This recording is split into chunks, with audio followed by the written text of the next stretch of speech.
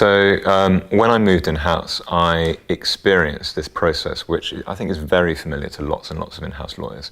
And that's going from an environment where in a law firm, you have access to all sorts of training resources, precedents. You've got expert colleagues on every possible niche area of the law just down the corridor or a phone call away. To then suddenly moving in-house where access to those resources that you take for granted, it completely evaporated overnight.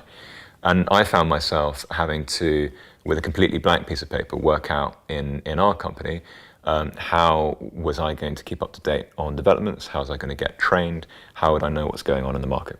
It was in fact at the time that our new legal counsel joined the team that we really started to talk about, well, he was properly asking what's the training budget, what are we doing, how can I access opportunities to develop. And it really made me focus on the fact that it's quite difficult in-house and it's quite difficult to get those resources and to know what's going on. And I had this moment of thinking, well, it doesn't have to be this way. It's quite odd when you think about it. The dynamics of the industry are changing quite a lot. In-house lawyers are becoming, I suppose, more and more important in many ways. More people are moving in-house. In-house legal teams are becoming more sophisticated.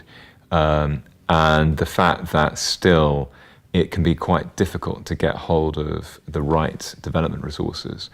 In terms of what the pain points I experienced were, I found, and I think are very common to many in-house lawyers, I found a lack of access to training resources, a sort of sense of isolation, sometimes, and not really knowing what's going on in the rest of the market, and also a general feeling that you're being very reactive in the way that you train. So I had the experience of law firms inviting me to come and attend some seminar or read a particular client briefing. That's great. It's great that they do that. That's never going to go away. But it's, from the in-house perspective, you're inherently reactive. You're waiting to see what pops in your inbox, to see if you're invited to something or if there's an interesting article you might want to read.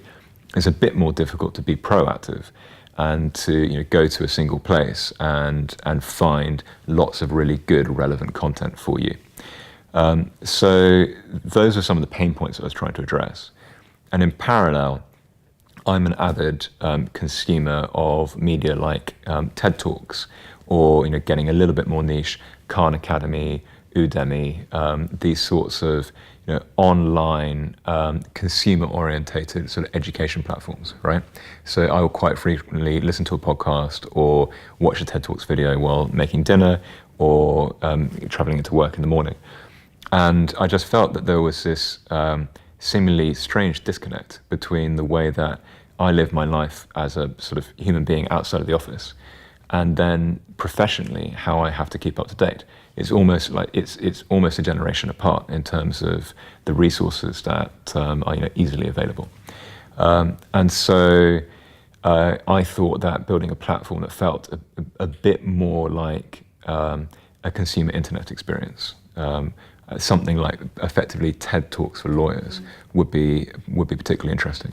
And I think that that's there to slot in around the very good sort of existing databases, tools like LexisNexis that are out there.